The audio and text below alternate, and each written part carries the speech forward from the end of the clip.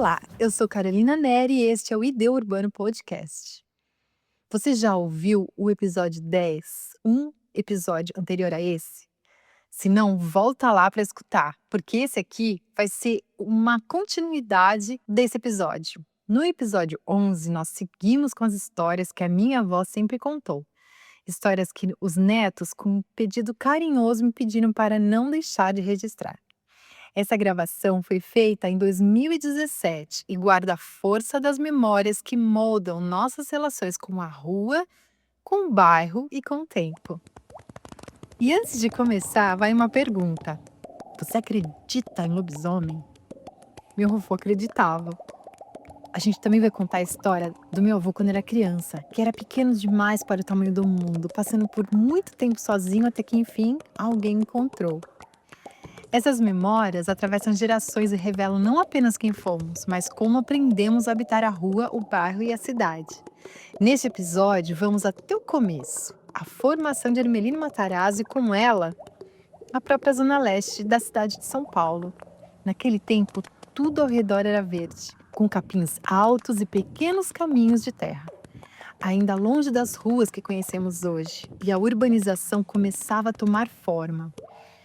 A violaria do meu avô, onde o barro ganhava vida em mãos habilidosas para transformá-lo em tijolos que virariam casas, inclusive a igreja conhecida de São Miguel Paulista. Quando ele tinha apenas 15 anos, talhou uma rabeca, menino ainda, mas já capaz de transformar madeira em música.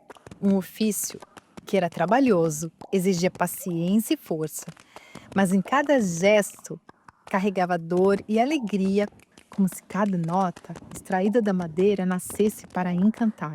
E ali também estavam os animais. Um burro de inteligência espantosa que parecia compreender as pessoas. Uma gata que não queria abandonar a casa, guardando o território com teimosia. Um cavalo maluco e uma cabrita esperta, que abastecia a casa com leite fresco. Cada um deles marcou memórias de quem esteve ali e também fez parte da história do bairro, onde a imaginação e a realidade sempre caminharam juntas.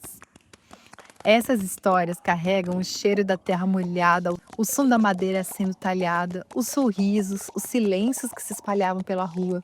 Cada lembrança é única, tem alma, textura e cor, em um tempo próprio que insiste em permanecer.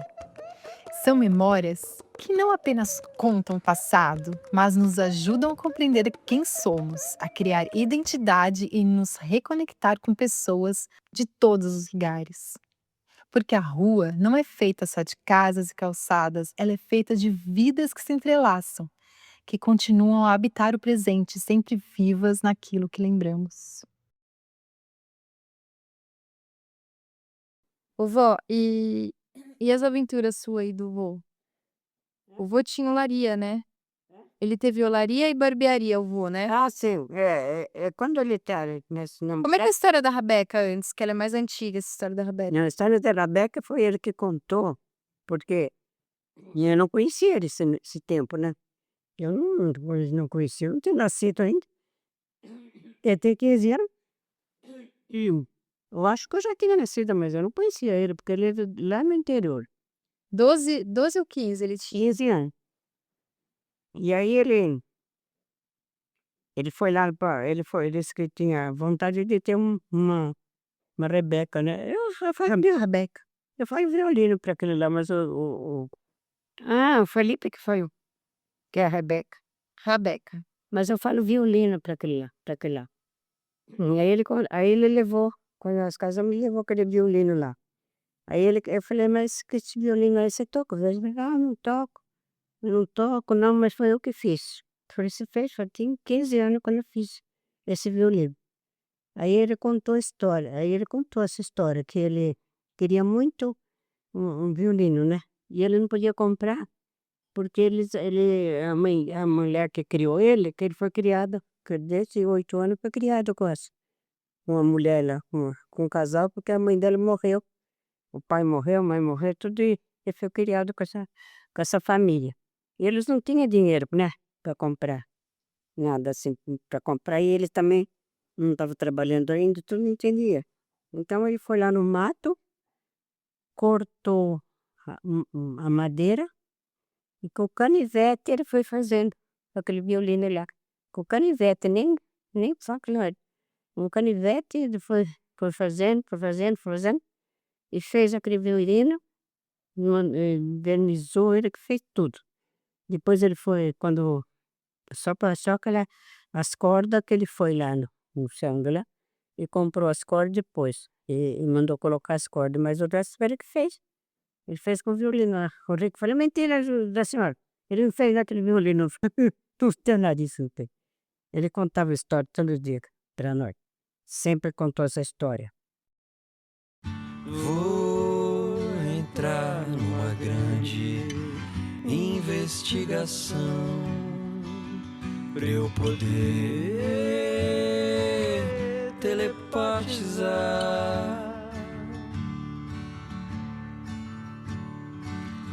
uma força que vem e vai de uma vibração que pretende nos estimular.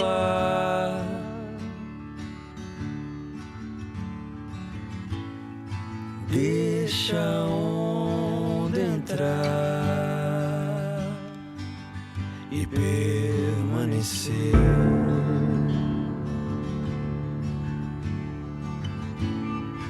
Tudo fica bem. É só relaxar.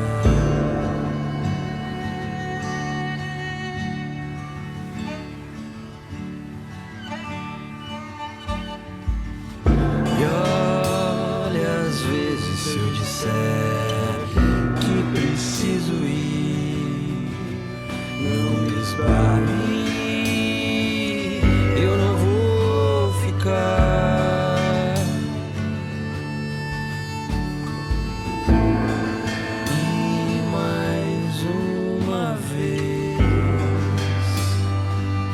É só relaxar.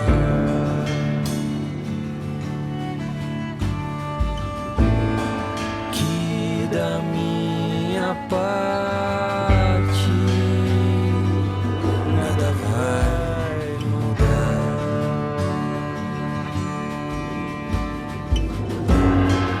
E desse jeito sempre vou poder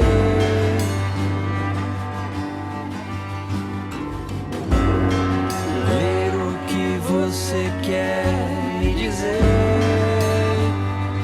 hoje ou depois que a gente não puder mais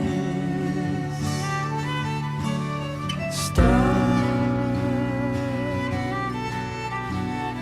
aqui.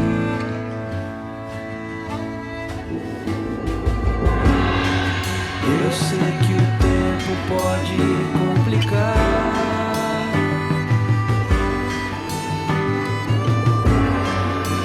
interceder nossa comunicação, mas pra mim isso é normal.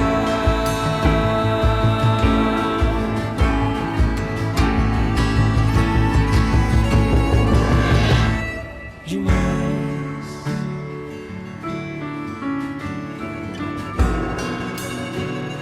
E deve ser assim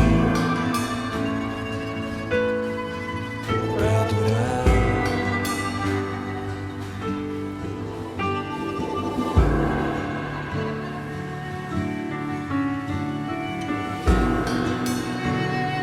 Deve ser assim pra durar.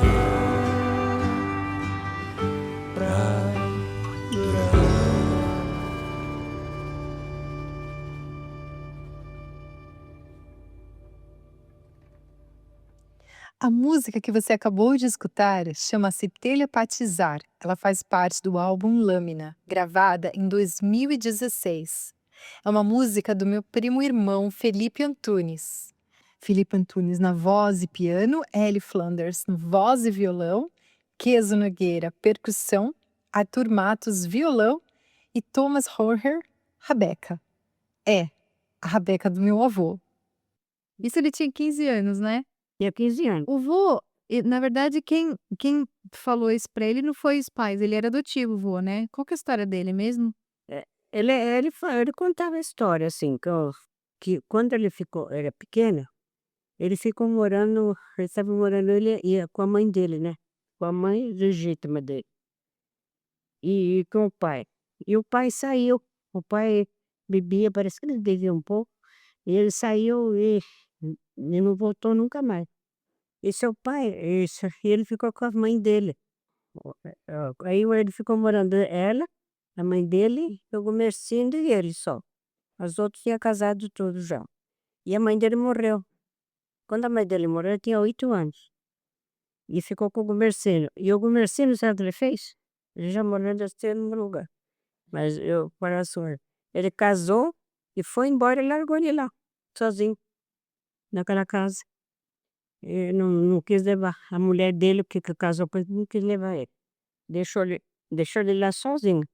E diz que ele morava numa casa, O que aconteceu com a mãe dele? morreu a mãe dele. Morreu. A mãe dele, legítima, morreu. E aí ele morava numa casa lá, diz que é uma casa toda de fazenda, sabe? Mas bem grande, essas casas de madeira, bem grande, assim, moravam lá. E a mãe dele morreu, e o Gumercindo casou e foi embora, e largou ele lá, sozinho naquela casa.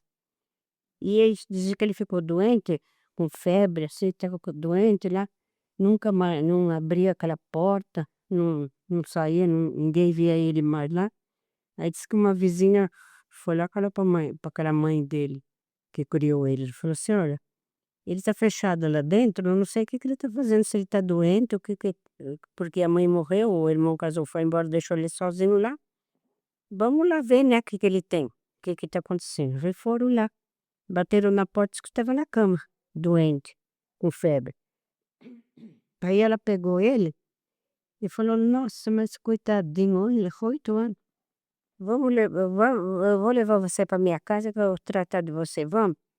Aí pegou ele e levou para casa dela, que mulher boa, né?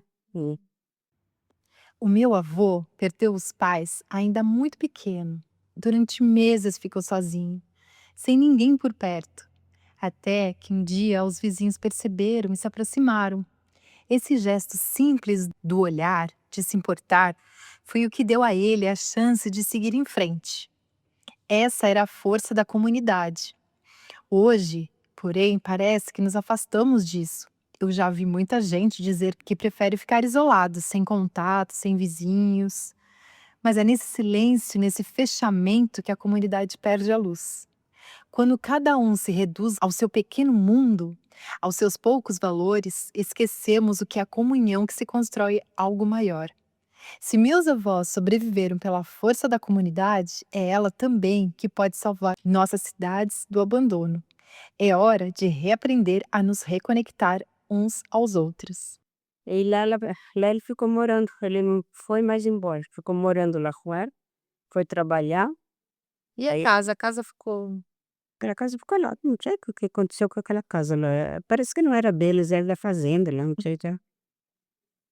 E aí ela ficou morando lá e aquela mulher cuidava dele.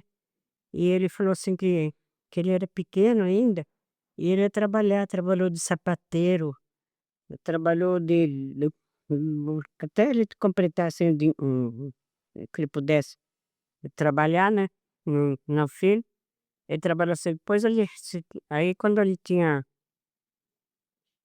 quando já era mais grandinho e tudo, ele foi numa barbearia, e o homem assim, ensinou ele a trabalhar, isso, cortar cabelo, cortar barba, fazer todas essas coisas. E aí ele ficou trabalhando com aquele homem lá, e ajudando aquela mulher, essa mulher que criou ele. Então, ele foi criado lá, ele ficou lá, né, ficou lá morando com eles, depois ela morreu, e ele ficou tomando conta dos irmãos dela, dos filhos dela que... Ô, vó, e ele tinha olaria? Como é que é? Aí então, ele tinha, quando nós namorava, depois que nós casamos mesmo, a barbearia ele vendeu, ele não tinha mais barbearia. Ele ficou só com olaria, porque a olaria dá muito trabalho, né? Muito trabalho. Então ele vinha lá de Ermelino, a olaria era ali na Nitroquímica, né? Terreno era da Nitroquímica ali, da Fiu. E aí quando foi aí ficou lá, tocava olaria e vinha lá, ficava lá, morava em Ermelino, tocava olaria lá em São Miguel. E aquela casa, aqueles terrenos lá era do Emílio de Moraes. E como é que é aquela história que vocês mudaram uma época para São Miguel? Então, uma vez foi assim. Nós morava lá em Ermelino, né? Naquela casa. E lá na olaria ele tinha um encarregado lá, né? Que tomava conta lá de tudo. Mas aí ele começou a roubar ele, menino. Roubar, vendia os tijolos, não, não, não prestava conta para ele. Quando ele chegava no fim do mês, ele ia lá, o dinheiro não dava nem para pagar os empregados. Eu falei, mas não estou entendendo isso daí, só que está muito ruim, né? Aí ele chegava nervoso em casa, falou assim, não sei o que está acontecendo, está vendendo tijolo lá e o homem não acerta conta comigo, nem nada, não está dando mais aquela olaria. Aí eu falei assim para ele, falei, sabe de uma coisa? Você acha que o homem está roubando? Eu falei, eu estou desconfiado. Falei, então vamos mudar para lá um pouco? Eu nunca tenho morado assim no olaria, num lugar assim, né? Vamos mudar lá um pouco para lá, até melhorar a situação lá, ver se você vê se o homem está roubando mesmo, qualquer coisa. E vamos mudar lá um pouco. Aí ele ainda falou para ele, você tem coragem de morar lá? Eu falei, eu vou morar lá, que ele tem, não tem importância, era uma casinha bem ruinzinha. Não ruinzinha, era de tijolo, né? O chão era de tijolo, tudo assim, de tijolo. E aí nós mudamos para lá. Como um aperto lá, era um quarto, sala e cozinha, só. E o banheirinho, igual assim. E não tinha mais nada, menino, lá. Nós ficava aquele aperto lá, só se vê. Eu e as crianças, as três. E era tudo mato lá? Tem olaria, do lado de lá, aí tinha o Tietê, que passaram do lado do Tietê, era mato, e por esse lado aqui também era mato. Era lá que ele caçava lobisomem? E um dia eles vieram, só se viram, chamou ele lá na porta. Eu tenho medo do menino. Eu fechei, pus as crianças para dormir, fechei a porta. Eu falei, você não demora que eu morro de medo que de repente o lobisomem vem aqui. E ele, não. Mas como é que era isso? Conta. Aí ele pegou uma espingarda, pôs assim, os empregados dele também, os dois, ó, pegaram umas espingardas e foram procurar o lobisomem. Não acharam nada, não, isso que não existe, né? Não sei, né? Não acharam lobisomem nada lá. E aí nós ficamos morando 1 ano lá. Ermelino Matarazzo, um pedaço da zona leste de São Paulo que, entre os anos 40 e 50, ainda respirava o ritmo da vida rural. As ruas eram de terra, o cheiro da plantação e do gado misturava-se com a fumaça das indústrias que começava a surgir. A chegada da fábrica Selo Sul em 1941 e da estação ferroviária Comendador Ermelino, décadas antes, iam tecendo lentamente o bairro que conhecemos hoje. Minha família estava no coração dessa transformação. O meu avô, um dos primeiros moradores da rua, criou o primeiro centro comunitário, um espaço onde vizinhos se encontravam, discutiam, planejavam, assistiam a peças de teatros e eram atendidos por médicos, que mal tinha hospital e muito menos uma sala de teatro naquela época por ali. A minha mãe, ainda muito jovem, junto com seus irmãos, meu tio Ademir e minha tia Ivani, fundou um espaço para criar entretenimento para falar de política, de cidadania e de sonhos, em um bairro que ainda estava se descobrindo. A minha avó, Dona Albina, percebendo a falta de escola no bairro, com coragem e determinação, uniu mulheres do bairro e foi até o Palácio dos Bandeirantes durante o segundo mandato do governador Adhemar de Barros, para pedir que finalmente inaugurassem o prédio do Colégio Estadual Professora Eunice Laureano da Silva. Um marco para a educação da região, um símbolo de que a comunidade podia se organizar e fazer diferença. E não dá para falar de Ermelino sem falar do Padre Ticão. Luiz Antônio Marchione, conhecido como Padre Ticão, foi pároco da Igreja São Francisco de Assis desde 1982, mas ele era muito mais do que a gente conhece um padre de uma igreja convencional. Ele era uma liderança social, defensor da moradia, da saúde e da educação. Lutou por equipamentos públicos, como o campus da Unifesp, e nos últimos anos se destacou pela coragem de discutir o uso medicinal da cannabis, promovendo cursos e parcerias com a universidade para a comunidade. E o que une tudo isso? O coração do bairro, pulsando no trabalho coletivo, na luta social, na coragem de mudar o que parecia impossível. Hermelino Matarazzo não era apenas um ponto distante no mapa. Era um exemplo de como comunidades podem transformar bairros inteiros a partir de ações coletivas. Minha família estava no coração desse processo. Entre os anos 40 e 50, a região ainda respirava a vida rural. Ruas de terra, hortas, pequenas criações, transportes puxados a cavalo e mula, alimentos produzidos quase em casa. Era um bairro que crescia, mas com raízes fincadas na terra, nas relações humanas e na solidariedade. Tudo isso mostra que é possível criar novas realidades urbanas através da participação, da organização comunitária e da atenção às necessidades locais. Uma cidade pode sim se transformar. Você já parou para pensar qual é o seu papel na cidade?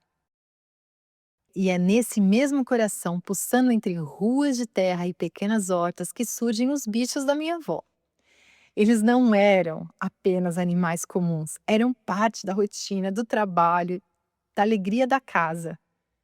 Eram eles que atravessavam caminhos, carregavam cargas, davam leite e carne, participavam das festas e dos sustos, acompanhando o crescimento do bairro. Cada animal trazia consigo uma história, um pedaço de vida de quem morava ali. Um reflexo de um tempo em que Hermelino ainda respirava mais devagar, mais próximo da terra. A história da gata. Da gatinha. Então, agora quando nós mudamos para Olaria, ele pegou e falou assim, vamos levar, porque era um gato branco. Ele gostava tanto daquele gato, o meu marido gostava, só você vê. Aí ele pegou o gato e falou assim, eu vou pôr ele dentro do saco e amarrar a boca dele, né? Porque era perto, não era tão longe. E ele, não era a boca do gato, não, era do saco. E amarrou assim, pôs ele no caminhão e foi. Chegou lá, ele soltou ele lá. A primeira coisa que ele fez foi soltar o gato. Soltou o gato, pôs ele lá dentro de casa, para ele ver assim, tá bom. Colheu nós ficamos arrumando as coisas, tudo. Ele não ligamos. Quando foi lá outro dia, falei, cadê o gato, hein? Mas cadê o gato? E procura esse gato pra lá, e procura pra cá, ele procura, ele não acha o gato, nem. Não achamos o gato, de jeito nenhum. Aí um dia ele falou assim, eu vou lá na casa, não sei que ele foi buscar um, sei o que ele queria lá, que nós deixamos no porão. Falou assim, eu vou lá pegar aquele negócio, eu vou passar lá em casa e pegar. Falei, foi, menina. Quando chegou lá, o gato tava lá. Ele veio embora, veio a pé. E atravessou o rio, não sei como que ele atravessou o rio. Porque tinha que atravessar o rio, nós atravessamos de balsa, sabe? Tinha aquela balsa aí, porque vai porque. E nós atravessamos, aí o gato atravessou. Eu não sei se ele atravessou a balsa, eu não sei se ele foi, não sei pra onde, se ele nadou. O gato tem medo de água, né? Eu sei dizer que ele estava lá em casa, voltou lá pra casa. Aí ele falou assim, você sabe que o gato tá lá? Eu falei, nossa, não. Tá lá e como tá? Eu falei assim, eu não vou trazer mais ele, porque se ele voltou, ele vai chegar aqui e vai voltar outra vez, né? Aí pediu pra inquilino tomar conta do gato lá. Falou, você tomar conta dele? Porque eu gosto muito dele, eu molezei ele, mas ele não quis ficar lá, voltou. E aí a inquilina tomou conta dele. Quando nós voltamos, ficamos um ano lá no Lari, morando, aí voltamos pra nossa casa, ele tava lá. Aí continuou lá, o gato com nós. Isso bem, menino, ficou um ano. Sim.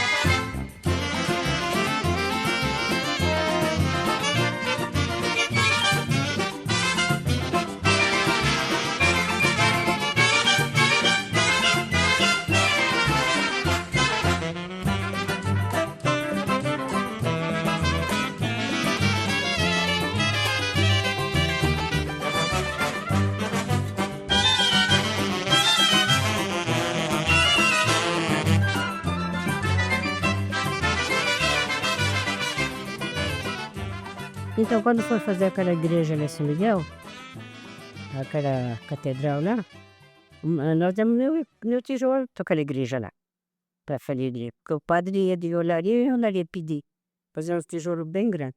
Aí ele começou a fazer tijolo grande lá, um tijolo grande, aí pôs pôs asa no telefone, no tijolo. Aquela minha casa lá, tudo com aquele tijolo lá. Pois é, Para mim, eu comia não. a senhora só contou depois que a gente foi embora de lá, senão a gente teria esperado quebrar uma parede para pegar um tijolo. Então, menina, mas não podia. Não podia. 300 metros. 300? E tinha era que nem uma chácara lá, né? Era, não peguei aquela casa, tão grande. E vó, e ele tinha um monte de bicho. Hã? Ele tinha um monte de bicho lá.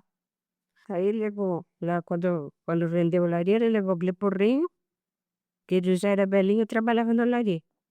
Ele levou o burrinho, levou um cavalinho que se chama Chupim. Ele era bonitinho, sabe? Só que era bravo o menino, que Deus que ele fez. Ele naquela charrete, ele tinha uma charrete, ele põe aquele cavalinho no charrete, ele sai numa disparada. Eu tinha medo dele, não ia quando ele pôr. E tinha uma mula. Ele tinha os 3, ele levou para lá. Aí ela levou lá para minha casa. Aí ele levou.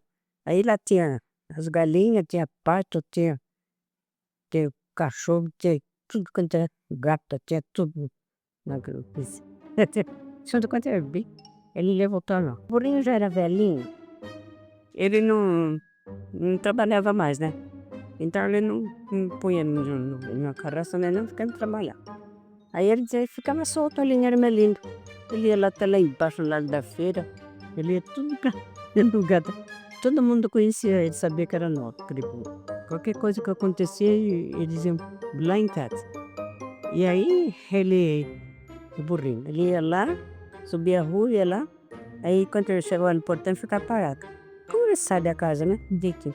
Ficava parado no portão, aí meu marido, seu avô ia lá, põe um pouquinho de sal naquele coisa lá. Não, então o negócio, ele põe um pouco de sal, ele comia aquele sal, depois ele dava água para ele, dava milho, tudo ele comia e ia embora. De novo, ele ia andar por lá pra rua. Um dia o portão estava aberto e a porta da sala estava aberta, ele entrou, foi lá na coisa. Tem uma cristaleira assim, no canto ali, né? Tinha uma cristaleira. E ele ficou olhando, e se via lá no espelho, na cristaleira. Ele ficou assim, olhava. Acho que ele falou, o que será aquele outro burro lá? Aí eu fui passar, mas levei um susto. Eu dei até mulher, eu falei, não. Aí era ele que estava lá. Aí eu falei, mas o que você está fazendo aqui? Eu toquei ele para fora, fechei a porta, mas ele entrou lá na sala. Olha, estava olhando nas cristaleiras lá. Coitadinho. Daí ele não trabalhava mais. Aí ele morreu de velhinho. É? Morreu de velho, morreu lá embaixo. Aí ele morreu naquele campo lá.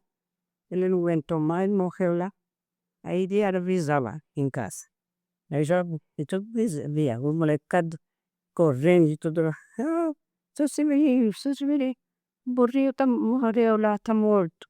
E a mula, e tinha uma mula. A mula era assim, o seu pai saía com a charrete e punha ela, né? Para ir puxando a charrete. Aí a charrete, aí ele sabia que quando o seu avô vinha de lá, parava no armazém que tinha ali para comprar comida para ela. Aí era chegava naquele armazém e parava. Ele não precisava falar nada. Ele nem ia comprar comida, nem nada, mas chegava ali e ela parava um pouco. Parece que apesar, ele vai comprar comida, parava ali. Aí ele já vai, não vou comprar comida, vamos embora. E ia embora. E o burrinho, menina do céu, ele era, esse cavalinho, ele era danado, sabe? Uma vez eu fui para São Miguel com eles, 3 pequenos. E aí, só para pôr ali, foi charrete e nós fomos, né? Foi na charrete, nas trilhas, lá assim. Quando chegou lá em São Miguel, deu uma chuva. Choveu tanto, ali ele tinha um medo. Quando a gente vinha no asfalto, assim, tinha uma poça de água e vinha um carro, assim, clareia, sabe? Quando o farol do carro clareia, assim, naquela poça de água. Nossa senhora, eu morria de medo daquilo, ele dava cada pulo. Aí aquele dia choveu tanto, eu falei pro meu marido, você vai com a charrete com ele porque eu tenho medo. E eu vou de ônibus com as crianças.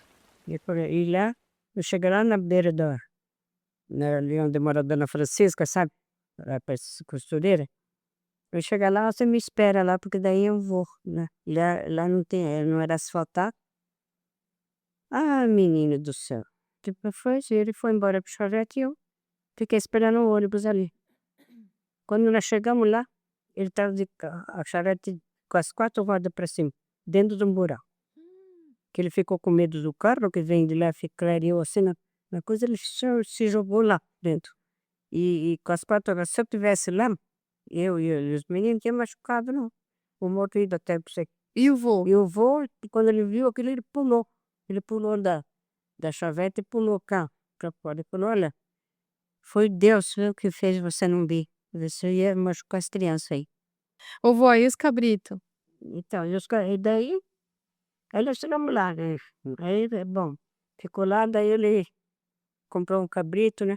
Vamos comprar um cabritinho, porque ele era, tinha assim, era uma coisa sem asfalto, não tinha muita gente também, né? Era pouca gente. E ele comprou uma cabra pra gente, pra dar leite pras crianças. Aí, ele comprou aquela cabrita, ela dava cria. Uma vez por ano ela dava cria. 2 cabritinhos, mas eles eram tão levados, só com esse cabritinho, tão bonitinho. Ele subia pela escada da minha casa, ele subia, chegando no meu quarto, subia na penteadeira, derrubava tudo que para levar. Mas ela dava 2 litros de leite, a cabra. Você tem que ver. E aí, eu criei eles com o leite de cabra. O Ademir, ela tinha ah, aquele negócio de dar leite, e sempre dava 2 cabritinhos, cada vez que fosse dar, que ela dava luz lá, dava 2 cabritinhos, tinha cabrito pra gente matar no Natal, então, seu avô que gostava, né? Mas eu vendia os cabritinhos, porque eles vão crescendo, não poder ficar com muito cabrito lá, né? E aí, ele, ele fez um portão, porque tem o portão da frente, no fundo do quintal tem um portão que eu passar, era um terreno vazio lá, que não tinha ninguém morando.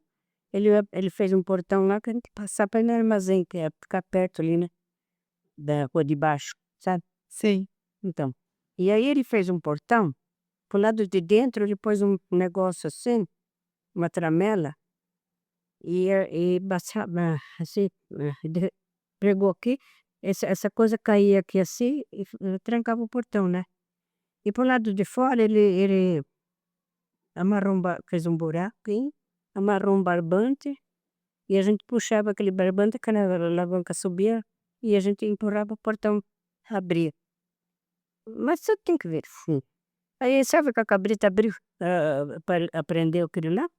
E ela abria o portão, ela fazia assim com o focinho, subia aquela alavanca para cima, e ela puxava o portão para cá e passava para fora. Quando ela vinha, ela pegava com a boca naquele barbante, puxava o barbante e com a cabeça ela empurrava e ia entrar.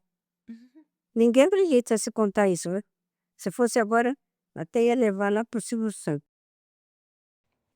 E é neste entrelaçar de histórias, de ruas que se formaram e de centros comunitários que nasceram da coragem da minha família, que percebemos o poder de transformar a cidade.